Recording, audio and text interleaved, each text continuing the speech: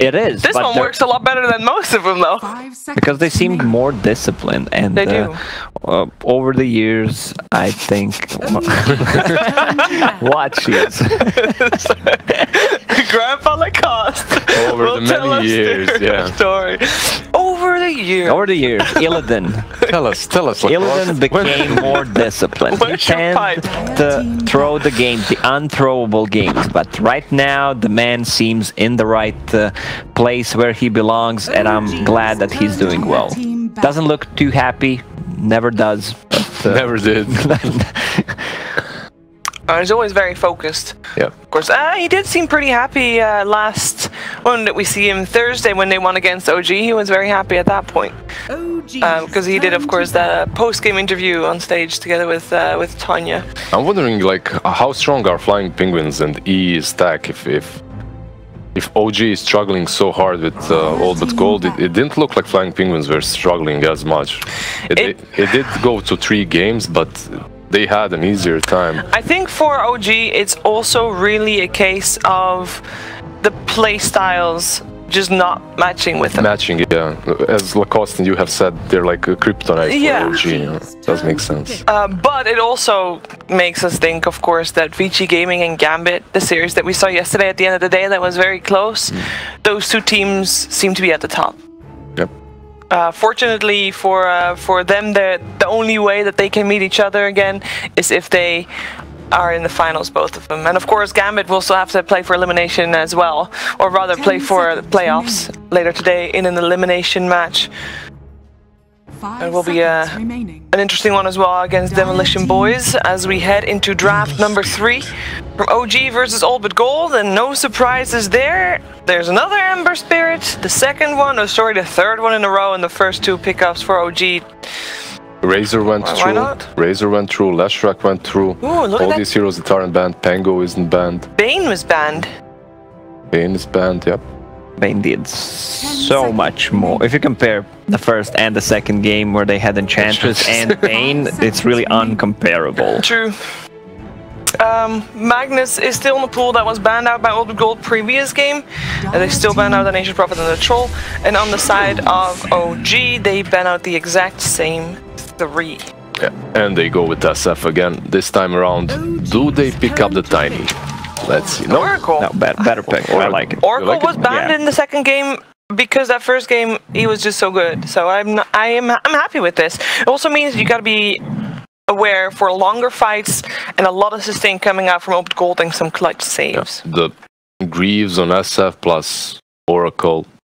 Once the laning stage ends, you just have so much sustain. You can teamfight almost any team, any composition. So these 2 heroes definitely strong. And Monkey King. Yeah. This is what they've been doing to qualify here every time they could. Ember Spirit, Monkey King, and then they just switch it. Either Monkey King on a safe lane, Ember on mid, so they can have a good matchup. Yeah, Monkey King 4 sometimes even. So. It's actually interesting because there's not a lot of teams that have both of those as such flex picks. Normally you want to see 2 different roles in your first 2. And in this case, that could be the case, but we don't really know. It's I think it's a nice opening. It is. It's very ambiguous. You can't really tell where they're gonna lane these 2 heroes, and that's what makes an opening such as this one so powerful and good. The Razor gets banned out. For a moment, I thought that was a Spirit Breaker. Sounds like Bristle or Spirit, yeah. I don't know why he has such a banned sound. I thought it was someone's stomach. The sounds just come from a speaker in a corner, and you never really know who's making the sound. Sorry, it was me. I knew it. Alright, Election, a Razor ban. Coming out real quick there from OG. And the Magnus still removed, of course. All But Gold. Yeah, Lash was just so good for All But Gold. Razor just one of those Illidan heroes that you wanna deny him the chance to play. So what needs to happen for Dazzle to be a hero again? I thought he was pretty good at the moment with the Poison Touch. He was alright. And he's got sustain. Poison Touch got nerfed a lot, so kind of core Dazzle, mid Dazzle is not that good anymore. But he's got sustain, you know. He is the Oracle, but then a poor man's Oracle. Yeah, you can pick Shadowfin. That's budget Dazzle. The problem with Dazzle is if you roll him as a Shadow Shaman actually went through. This is not something we've seen No, because it's been banned. Because it's been banned, yeah. The hero is very strong, very powerful versus Ember as well. Gives you some catch. Alright, Shadow Demon. Oh no, oh gee, no. It's a saving hero. Oh, this isn't a saving hero. This is gonna be some tops and mid versus SF. Oh no. Shadow Demon, I've seen this. They did the same thing. Why don't you like Shadow Demon? That's one of my favorite heroes. Versus, you're picking Shadow Demon versus Oracle. Even purges every single spell this year. Let me tell you the story of OG in the major qualifiers. They had the first game, it was a gotcha pick, Shadow Demon mid, oh no, what's this gonna do? And you got this Topson, he did okay in the lane, and then they ended up winning only because one fight, the enemy team forgot about Shadow Demon. One fight! Yeah. And after that they kept picking it, and there's a reason they're actually here rather than in the major, because they kept losing with it after that first game. It was not very good. Sure, you can do okay in the lanes, but after that, you drop like a rock. I don't think this is going to be a mid SD. I hope it's not because of Oracle. If nothing else, Oracle just messes with this hero so hard. If you're a core and you're stacking poison on someone, he just purges it away or makes him immune to magic. So yeah, I may sound harsh, by the way, but at the same time, I just prefer it not to be mid. They're still not showing anything. Every single of these heroes can be played at multiple roles besides Ember. Spirit, he kind of fills the role of either mid or the carry. So. Definitely. That game, by the way, Sheaves, that they won with Shadow Demon, he was also versus SF. So maybe. True. Maybe, you never know. What's the LTW heroes? Troll is gone. There's Jug. There's Terrorblade that's still in. Heroes that aren't really that bad right now either. Oh, Beast for Seb. And they're just saving their last pick. It's not showing anything. This StarLadder, what do you think about him? He did get nerfed a little bit, but the hero is still quite alright. He's a strong hero. Yeah. There's 3 melee heroes inside of OG right now, and StarLadder's gonna have a good time. Either if you pair him up with Shadow Shaman or Oracle, it just feels that he's gonna have a really good laning stage no matter what. Yeah, huge rush potential as well, right? And you have the combo with Shadow Fiend too. Not too bad, not too shabby.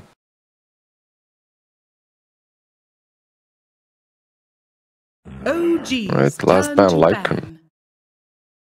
You know what? Right, so if it is a mid Shadow Demon, I'm happy that OG is at least playing the last game with their strat, and I think that would be the same thing for me for all but gold. Regardless of the outcome of this game, both of these drafts are very much their own and their own playstyle. Right? Yeah, definitely. Some of their heroes did get banned out, so they couldn't continue drafting the same stuff, but they adapted in their own way, in their own fashion. Like you have the Rasta picked up on Old but Gold. And you need to have that if you want to be successful. You can't just copy other people. So if you have your own style that works, that's the way you win. That's the way you win TI as well. That Radiant draft is OG 101 as well. Like they love picking drafts such as this one. Yeah. Old but Gold, again, a lot of aggression coming from them. That StarLadder needs to have a decent lane. If he's a core, though, he shouldn't suffer, as Lacoste said. Should be quite fine, but... They're taking their time. They still have 1 minute and 40 seconds to decide what to ban. There are not too many position 1 heroes left in the pool.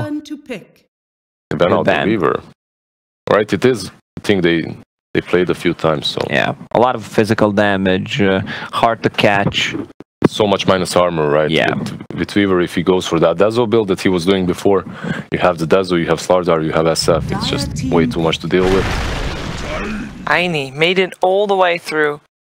So it's gonna be... Tiny Beastmaster, again, one of OG's comfort zone picks. And this is a strat they beat Alliance with to get to the minor to begin with. It's going to be position 5 Shadow Demon in the end. 10 seconds remaining. Let's see how Old but Gold responds. They already have a lot of minus armor, which is good versus some of these heroes, so not too bad.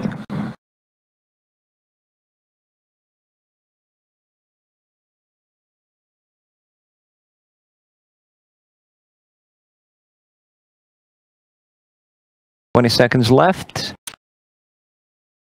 I'm just thinking of a hero that fits into what they're doing. When Mech is up, when Guardian Greaves is up, try to go for objectives, take the Roche, put Shadow Shaman wards. PA it is. Perfect, right? Yeah, a lot of minus armor. If that PA gets Deso at one point and minus armor talent, it's gonna hurt a lot. Shadow Demon is gonna get daggered and die. Yep. That's gonna hurt a lot. However, you can make nice illusions from PA if you're Shadow Demon as well. PA is fat, you can use it against her. Well, she's still gonna one-shot you, and you're still gonna die. One dagger and I'm die. And also you have Vanscore to save the PA, right? With that Oracle, who's gonna be massive. She doesn't have to invest instantly into that BKB, so... Who will survive Elimination Saturday from Group A? I'm gonna say all but gold. I love the last pick on PA. They're really heavy on physical damage. If they get the timings right, laning stage shouldn't be too bad for them as well. Also, you're gonna have a vision on this Monkey King with StarLadder, so I think their lineup again is easy to execute. You don't need to do anything fancy. What do you think, Lizard? I have to admit that I agree with Lacoste. Like, they again have drafted a lineup that's much easier, but they don't have to do anything fancy. OG has to do something fancy, but they're known for doing fancy stuff, and I wouldn't be surprised if they take this game. So just for the fun, I'm gonna go with OG. And 50-50. 50-50 on the panel. We like that. We like it that way. Let's find out what is going to happen in this final game of the series with Lyrical and Trent. Oh, thank you very much, Shiver. And yes, we're going to get to take a quick little look here at the folks of Old But Gold as they get ready to face off against OG. The final game, the final countdown, like that terrible 80s songs. Trent, how you feeling? I'm feeling great. Did you hear the crowd cheer for us? I think that was perfectly in sync with Shiver at the handoff, so I can only assume that they were piping us into the venue, which would totally make sense in Ukraine. So, come on, it's signature hero here. It's Thompson on the Monkey King. I know that draft looks scary from Old But Gold. PA, StarLadder. More minus armor from the Shadow Fiend? No, thank you. I don't want to play against that, but you know, Thompson, he's been playing this guy forever. He's seen buffs, he's seen nerfs, Mischief now with just the damage to reduce, so maybe he'll get himself a real lucky roll here in this one. You never know. Hey. Might be able to save himself from one of those big physical damage bursts, but it should be a fun game. I would have to agree with the whole idea of the ease execution. I do think it looks like a pretty solid concept here from All But Gold. Nothing too crazy, nothing really deviating from their previous matches. And you're just going to be looking for, see if they do some cheeky plays with this Tiny, but Derek's actually down to the bottom lane. He's not set up to do the toss stuff with the Hawk on the top just yet.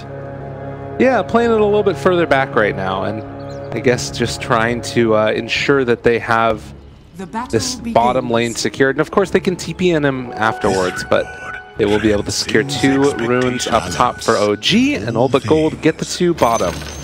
See if Jarex decides to stay down here or not to help out LTW on the Ember Spirit. Playing it again. He had a really good game last time around. Oh my god. All right, well, we're going to have this is why I fixed Beastmaster, I think. You know, all the best chat wheels. Definitely. And No Tail is still sticking around up here, so that's going to bring the Oracle in. Well, Shadow Demon into Oracle, a little disappointing. Of course, he's going to be stacking up those poisons, and then Oracle can just purge them off. And, well, he's instantly throwing them onto the boards at the moment anyway, so No Tail's like, oh, sweet, free damage. And he somehow gets 4 and a 3 stack. My god, boys, split up. He's got a 4 and a 4. You got to be careful. This is a good amount of damage there, although actually just level 1. That amplification when you go up to that 5th stack is pretty insane. Yeah, it's disappointing when you miss it though, because it is, you know, you really want level 3 before the major spams, but he's got 3 mangoes, a clarity. He's going to use all his mana fully. Wow, he's just keeping them coming. Get after it. It's got 2-2, 3-3-2, and 3-2-2. You're kind of seeing why they didn't attempt these tiny plays or anything, right? It's, well, 4. Oh wait, he used his Q. Yeah, on the PA, he didn't stack them up together. Well, this is time to buy a stick, ladies and gentlemen. Yeah, that's partially why he's probably doing this. He's like, oh my god, they didn't get the side chop yet. I haven't done my whole mana pool. Dying would not be ideal. You really don't want to get first blood for this. Sometimes dying after using the whole mana pool can be okay. Not like that, though. Not like that, indeed. And meanwhile, mid lane, oh lord, what is going on? Old but gold. Oh yeah, give him the tip. G must be out of tips or something, so Vanscore's got to do it for him. Down bottom lane also. And a little bit of harassment there on the LTW, able to dodge away, but only for a second, and they save that crush for afterwards. And off to a hot start on Old but Gold. Hell of a kill for an SF too. I mean, you could see he had the mischief actually on cooldown when he died, so he'd already used it once to his benefit in this matchup, and perhaps G just able to use that with the raises. I guess that is the thing now, is that you can dodge the damage, but if you only dodge the first one, it's still going to apply the effect onto them, if I'm not mistaken, with that most recent change. Yeah, you get all the other effects except damage, so slows, stacks, in the instance of raises, all that sort of stuff. Tiny down bottom, yeah. As I throw out the avalanche, this DD Shadow Shaman, this guy hits hard when he has 0 armor. Oh my god. Is Jarek's just dead? Oh, tossed away to the creeps. Well played. That would have been maybe a kill. It's a good thing the creeps don't aggro onto you as that Shadow Shaman. That hurt even more. Velar, he kind of knows his way around the support Tiny, so I'm sure he can go toe-to-toe here with JRX. Yeah. Although, can he go toe-to-toe with LTW? No. False. That is a problem and a half. LTW. And just to find the kill. So a little bit of a retribution here for OG in this bottom lane after losing out on the other two. Thompson able to count to 4. Now has a boundless strike afterwards. He wants to use this on G. We're just throwing for... Well, he gets denied because of it. Well, Vanscore is going to kill himself to a tower. Yeah, dangerously explosive in the mid lane there. Just looking for some Jingu stacks, and maybe Monkey starts to dive, or the raise dives can happen as well, and they end up getting the kill there from Velar onto to Jax. Shackles not doing damage because of that flame guard. Can't burn through it as of yet, but the bash comes through as BZZ getting those punches out. One more hit and he dies. So they take down LTW, a kill on each lane for Old but Gold. Yeah, and meanwhile you got Thompson playing in between the towers here onto G. Boundless striking, creeps now hitting, and G out of everything. You just got to do the long walk home. So despite starting off so great in this matchup, he's now down 6 CS. And Thompson's got full control here with a haste rune sitting top that SF just can't get to. Dire's middle tower is under attack. Toss in the bottom lane. They throw him way up onto Velar, and yeah, that's a quick kill. Jarek's like, I don't know how to play Tiny too. What you think about that one? Yeah, that is one that we haven't seen too much, right? The aggressive tosses. Much more of the medic Tiny from Velar, but this time in the laning stage, getting these stuns, or in this case, the roots right on top of his opponents. So you had said that you really love this. Oh wait, but now the top back comes, and the turnaround though. LTW trying to get that kill. They do have the shackles afterwards if they want to use it from Velhor. But with the flame guard out, they need to back out now. Can't afford to take that fight. But you had said that you really like this PA pick. You're actually calling for it in the draft. What is it about the PA that kind of pulls this draft together for Old but Gold? Oh, it's the minus armor, baby. You know, as you can see, she's actually diving onto No-Tail at the moment. Maybe testing her luck here. Getting lots of evasions though, but Vanscore's coming through, and they have the purge. They're actually going to throw it onto No-Tail. He did have the blink strike up, and my, geez, they were playing it risky there. Not going for the root, like didn't go for the purge on the PA, and then you move over to the SD. Right. It could have been that they weren't sure about the disruptions. Maybe they weren't exactly positive about his skill points and everything like that. So it works out in the end. Yeah, a little bit scary, but yeah, I mean, it's a minus armor draft. It's a PA. It's kind of the big thing that fit. Plus, she's running into a lot of evasion gaming that's gonna be happening here. She's gonna have high armor because she's an agi hero versus all the physical damage that comes out too. So things just look like a pretty well set up PA game. And of course, despite her nerfs and changes, she's still top of the tier of our carries at the moment. And plus, she can always just give herself a great time in lane thanks to Dagger. Think about all this pressure they had on the lane earlier on, and this tower barely took any damage. Yeah, it's true. Keeping them off of it. Full aggro also from time to time. That might change as you get towards more items on Seb. Actually getting into a Vlad's or something. But bottom lane, find LTW yet again. Gets the crush punch, going for a bit more. Does have another Ether Shock in about a second, but not going to happen. At least onto the Ember Spirit. So back and forth we go. And G just takes himself to the jungle, right?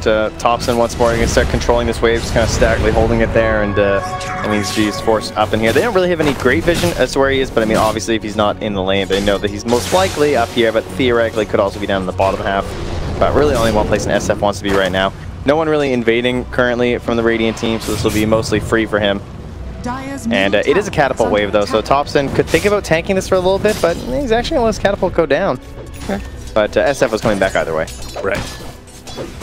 Well, and as much as PA hasn't actually taken that much damage on the tower, she has been somewhat hampered in terms of her farm, particularly in comparison to what the Beastmaster's been able to get.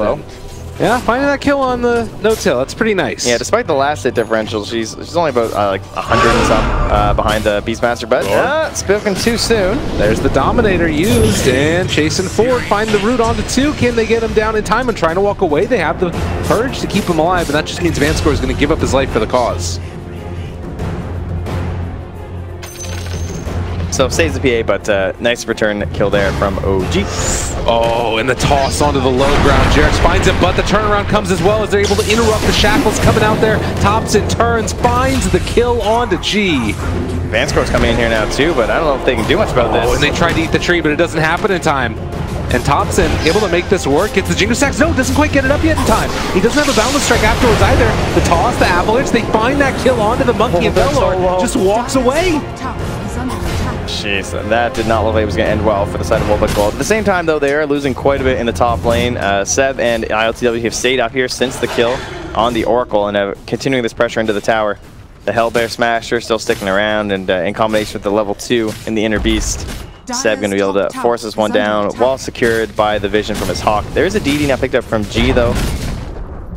So if he's their next target, we might see a potential turnaround play there. It definitely feels like OG are starting to come up with more answers to this like all-out aggression push strat, and it's, you know, build into some of those items themselves, like that Dom that's coming out for the Beastmaster level 3 here. Yeah, there's not a chance. No points in disruption also. If I'm OG right now, I really just want to play up here. I mean, they've already been doing it, and they're now smoking in here too. But the whole point is that they're thinking about Roche already, because it's a PA, it's an SF, and it's a StarLadder. So I love taking this area of the map over. They have 2 wards with them as well, so just make this your own. They've given the wards 2 tops in here. And they take down G yet again. OG is just relentless. You called it. They go towards the top side here, can play around this area of the map, and look at that. Wow. Right up onto the high ground, using the nighttime vision where you don't have any idea about that low ground. I mean, it's worth remembering that about 4 minutes from this time last game, they were taking racks. They're thinking of a similar thing. The thing about these wards and why they're so valuable and why like Bounty Hunter was so good is because they spot couriers. They see where the courier is going, and with a courier, you can tell who's there. Right. It's true. Well, they find Vanscore, get the kill. Like, the wards are way up, all of them up on the high ground there. No tail. Gonna get punched by Illidan, and that is gonna be a kill to the PA. And the thing about this from OG too is that you see them do this all the time with the Nature's Prophet. So when you're playing against the Nature's Prophet, everyone throws these sentries down. But you might not expect it the same way with the Monkey King, because they just play this thing all the time anyway. And they don't do this every single game they have a Monkey King, right? So you might not suspect this from gOLD but gOLD. 4 heroes chasing G. And it looks like they're going to find him, but instead get Vanscore, Boundless Strike connecting, tossing him forward, and another kill onto these supports. Although they do have the Fate's Edict, not going to be enough. Chasing forward here onto Illidan. This is a big kill if they can get it. Already used Roar, jump forward, and get it with the Remnants. Yeah, so now this Oracle's going to respawn. He's going to come over here, and he's going to plant a sentry right here, and he's going to kill this ward. And he's not going to know that there's wards sitting on this high ground. It tends to be what happens. And they're just playing so aggressive now. I mean, they have the perfect heroes, levels, and everything is at that exact moment where you just want to be diving people the second they leave the base. Just much stronger at the moment from OG, even if there's not much of a net worth advantage. We'll see where they decide to drop it. They actually haven't dropped that sentry ward yet, so they know that these supports are in the jungle here. They spot him right by those trees and get a little bit of vision onto Jerax. The root is going to be there. Has an avalanche, try and interrupt to get away from those supports. Those are the ones that are going to kill him as he tosses them away, but one more hit from Illidan gets that kill. While this is happening, nothing for 3. BZZ chase down, Boundless Strike going to connect, need a couple more punches, and are they going to get it? Looks like it might just happen, although 5 stacks not enough. And No-Tail's really been sacking his levels these games, from game 1 to now this game, and he gets stunned up here. They're just pulling them all over the freaking map. There's 3 battles going on simultaneously. Velor just drops wards mids, tries to take down Thompson, eats his way through the trees. They do get the Boundless Strike hit, though, and able to dodge away from that damage. the meantime, Seb gets the tower. I mean, there's just chaos all over the place. This is how these games have looked for OG through the qualifiers. It feels like they're getting back to the style that worked for them.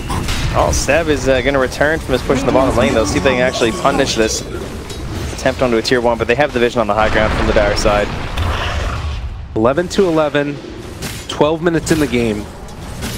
And you look at OG's just map presence. They weren't able to get any of those D wards up on those high grounds, and simultaneously they've taken each of the tier 1s and also one of the tier 2s. They are smoke heading towards Seb, and this Hawk giving him some false sense of security. That will be a quick blow up. So Old but Gold staying with that aggression, and we'll be able to take down this Dominator creep also. Extra chunk of change. LTW though making the rotation, and the rest of them here. They know SF's not here, they see him on the wards. It's only 1 point in chains, but they're going to be able to find Vanscore right at the bat and actually take off the Flame Guard. Needs to be careful, doesn't have that much survivability for the moment. The Monkey ultimate comes out as well, the Avalanche toss, but BZZ gets the crush on 4. It's not going to end up making the difference though. They just need to get out. Yeah, sack BZZ. Turn around, Hex. Here we go. Tackle, trying to get some crits. Do they find it? He gets imprisoned, pulled back in. They're keeping him alive, but LTW eventually will fall. They get the kill onto that Ember Spirit, and now Jarek goes forward. Avalanche toss onto 4, but they get the heal coming out, and PA not going to die because of it. 4 stacks doesn't matter. Yeah, and you see just Ainsley at the bottom, wants to keep his farm up, needs to get that mech, and now the recipe is complete. So they can now head in towards that Roche pit and try and get themselves some vision in that area. The Dire kind of feeling a little bit desperate, honestly, to be getting it at this point. And it looks like Illidan finally made a decision here, and he's going for the Vlads. Okay. It is sort of this like crazy pace of this frenetic game where you've got like so much action all around the map happening simultaneously, and the core is kind of equal in terms of farm. The big difference that I'm seeing though is that the Shadow Shaman has gotten a lot for himself. Feels like Velor might be potentially a difference maker. I'm not sure how you feel about it. Yeah, Aether Lens is a huge item on this hero, especially against an Ember Spirit or even a Monkey, right? Just a couple of elusive guys that are always trying to keep an arm's length away from you, but once you get to the cast range talent, of course, that's much further away, but the Aether Lens is able to allow you to get some hexes that you normally wouldn't be able to, and then your team can follow up after that. Right now, it's OG who just constantly playing on this side of the map. They don't really care that Old but Gold are down bottom. Not an issue for them. They want to just continue pressuring and pushing Old but Gold as far away from the Roche pit as possible. It's a smoke this time, though. And Vanscore's so far ahead of his team, though. His smoke pops, and he's like, oh, yeah, I can't do anything. It's just like, what? He ends up getting a D-Ward because of it, though. Yeah, No-Tail scouting out also. So they just get the tier 2 tower for free, and OG can walk back over this direction all together. The stomp interrupting the chase that was coming from BZZ. They do get the Helm Creep, though. But it's really OG that can sort of pick and prod these fights with the Ember, and you're seeing it right here, right into the start, but they drop down the wards trying to get into the fight. Seb taking so much damage with that minus armor, but Thompson finds a huge boundless strike onto 3 of them as well, and they have to back out of here. You need to be careful also because of the stacks of the poison that's coming out as well. Thompson turns around, finding the catch, maybe even going to get this kill, but they get the hail, saving him at the last second on that StarLadder. So Old but Gold able to save the day for the moment with the buyback coming from that Oracle. They're going to take off the Flame Guard. Think about chasing from where the Boundless Strike comes out. They get that kill on the Oracle. That's a dieback. Mischief bashed. Not happening. Can't get him out of there. And Velhor standing tall with this Aether Lens. Or not having it yet, but it doesn't matter. But the jump away crush not going to be there. LTW trying to run. Does he get out of there? A bash? He doesn't have the stacks of it. Man, what a buyback there from Vanscore. Great targeting from the side of OG, right? They find him on the high ground. They take him down with the help of Jarex and Thompson, but then he buys back. He comes back in the fight. He false promises the StarLadder, and well, they're actually going to find... Is that LTW? Yes it is. I don't know. Well, all right. Cool. Not the place to be. Is it? But anyway, Vanscore buys back. He comes back and he false promises the StarLadder, and he just starts salving his PA while she's hiding in the trees, and that's what allows him to re-engage. And all of that effort spent keeping away from the pit, at the very least the rune will be bottom, so it won't be a DD blessing here for the side of Old but Gold. But they do have Greaves. They've got the amplified damage. They see it. They have the Monkey King, but no ulti. This is scary. This is such a scary moment. Is it though? I mean, I don't really think OG can fight this. I mean, obviously Old but Gold are giving them the respect, but without the Monkey King ulti, this feels pretty difficult. Of course, they don't know there's no TP from the Ember, etc.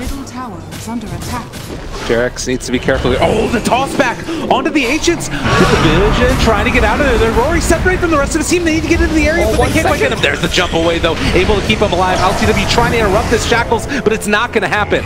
So they take down Jerax. They got their man eventually. Illidan chasing, trying to get him. He's got no crits, though, that are coming out. And with Vanscore back alive, that's going to bring PA back up to full HP, and they can think about going for the re-engage here if they wanted to. LTW low on mana, and now old but gOLD retreat to the pit. I'm not exactly sure how she lived there. That was nuts. That looked like she was going to be dead. I guess just not quite enough damage in the area at the time.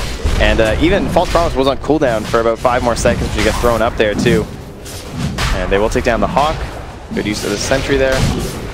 Now the Monkey King ready to jump up. He needs to be so careful here. He's got his Wukong's command, but it's going to be too late.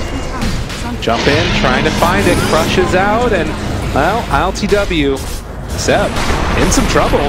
Has low armor, saved for the moment, but the Monkey King in the backline's not really doing that much at all. They get out the Requiem of Souls, going to be able to find themselves more. LTW needs to get the hell out of there, but they've got this Monkey King potentially controlled as they try to take him down. The crits isn't going to be enough. Tops and Bold going to turn into a tree, trying to run away. Mischief, it's not enough. They take down the Monkey King, and ILTW, nowhere left to go, had to just run away from the rest of his team. Old but gOLD ready to keep the pressure on.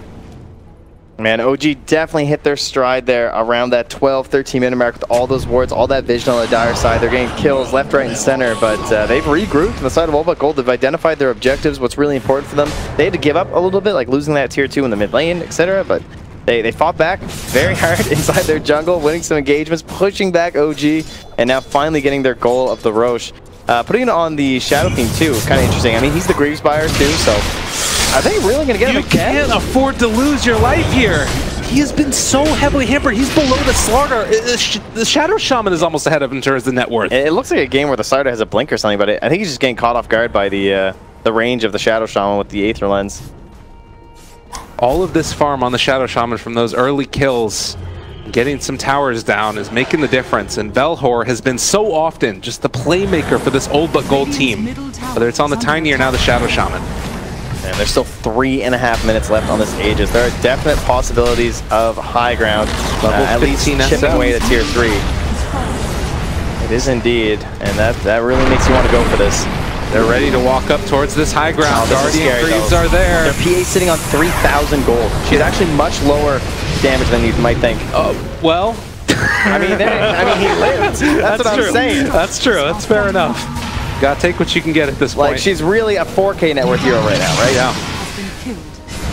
And Thompson's gonna grab the courier. That does reveal to them that the Monkey King is not here, though. But they have done a really good job of taking down these wards. I think they're pushing too early right now. I mean, it's still working. Yeah. I mean, it's danger zone, though. You got to be careful. Take a little bit of time. They've got a lot of duration on this Aegis, and Thompson did a good job of denying them a secondary creep wave. They're still chasing. They're going to catch Velor. They're going to throw the root back with the Dispel. Needs to get out of there. LTW jumping, chasing. X. The great escape. Monkey King is sandwiching. They got to be careful. They just used the false promise. This is not good at all. OG walking forward in this one, and we're just going to shackle the monkey, but you just lost those 2 supports. At least they get the cores out. The Save Your Buddy syndrome is strong. Yeah. But yeah, that was one of those plays where it's like, yeah, there was 3.5 minutes left on Roche, but we decided to push before finishing the items that were easily achievable in that time period. Now PA has to walk all the way back home to buy her Deso. She sells her Stout for it. And that's just comes down to maybe just losing it a little bit. They rushed it when they really didn't have to. Think about the difference with this PA with and without Deso. I mean, it's absolutely massive. Like, currently she has all of her net worth in her hero. Before she had half. Well, and you talk about also just that 1 kill on the Shadow Demon, you know? That would have happened, like you were saying, if he does manage to get that Deso. So, huge difference. Everybody's back alive now from Old but gOLD. They won't have the false promise for a little while longer. Should have it soon. Thank God G's changing his item build. I did not want to see Manta. I mean, the Manta might have been a, like, we win a fight and I have Aegis build, but I really like the BKB. I think it's going to be a little bit better. End the game. They have Vlad's on the He just needs to stand tall. against this this Radiant squad and allow room for Illidan to just maneuver around. And they're going to smoke the back line here. Jump forward, yeah, there you go. That's how that's supposed to look. That's without corrosive haze. Yeah, exactly. Well, LTW low on mana. Needs to be very wary. Blink, Dagger, StarLadder is a big initiation tool. Jerax jumps in, gonna get X. Oh, great shackled. from He's EZC. gone. And ILTW on the other side. Do they find a bash? Yes, indeed, he do. He got their man here in a second. Crush not gonna be online though. Oh, so when they go for that play with Jerax and he tries to combo down the PA, BZ blinks forward and catches 2 with the stun. No follow-up from the Ember and the Beastmaster, or else they could have actually moved on that play from Jerax. Instead, Jerax just throws away his life, all because of BZZ. Now you've got the tier 3 tower assaulted. All of Old but Gold taking it down, and the jump forward coming from Illidan. He's found his man, gets that kill onto the Shadow Demon. Can they get any more here? Thompson trying to make a little bit of space. So you get the disarm, the save comes onto BZZ, keeping him alive for the moment. We'll have a blink forward if he wants to do it. Afterwards with a crush and maybe a corrosive haze, but the roar's there to interrupt the shackles, and now they take down 2. As Vanscore also died. Both the supports out. Illidan jump forward. Illidan finding his man. LTW jumps, but it's not going to be enough. Jerax trying to pull this creep wave back, but in his sights is this PA who chases forward. Oh, gets another crit, and then leaves it alone? Wants to go back and help out the rest of their cores, because LTW bought back. If he steps forward, he might just die in a second. It does mean that they left Jerax alive. Jump forward, finding LTW, interrupt. This is a little bit danger town right now. Illidan, you need to be careful. Gets the blink away though, and it looks like they aren't going to be able to chase as of yet. The jump crush, good sleight of fist though, and LTW, the Jerax jumping, tries to find the kill, but the turnaround comes, he's getting the heals out as well. They take down Jerax yet again, and No Tail, the next one in their sights, they get the ulti out onto him, but before he pops, he gets his kill. Oh, he's still alive. And Illidan lives through it with the hit. What? Stifling dagger. Oh, balance strike. Oh, he wants to get it. It's not quite enough. The turret, he's going to be able to walk away from him. He gets the light seal. Illidan makes it happen yet again. Oh, you can't stop this man. The storm is raging. And he finds himself a triple. All right, OG. There's tier 2s. Stop. Please stop. Let him go. Oh man, 60 seconds, no Ember, 30 without the Monkey King. And they know it. They saw him buy back earlier. They're going for these tier 4 towers. The presence affects buildings.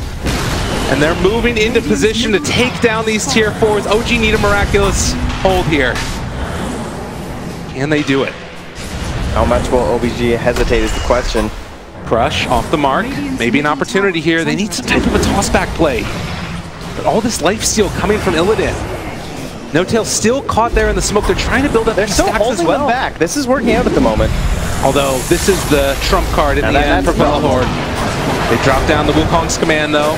Disarm out as well for the moment, but they got the toss back onto G. They're not bringing him down quickly enough though, and there's going to be the Balance Strike. The Roar's out as well. Can they bring him down in time? They have the false promise to keep him alive, and in the meantime, the Ancient is still falling, keeping that Shadow Fiend alive so that they get the minus armor onto the buildings. They use the glyph in the end. Olbacold's starting to fall down low. OG need just a little bit more to try and take it down, but they can't deal with the wards in time. They're trying to kill him off, but eventually, the throne will be claimed to Valor, the man!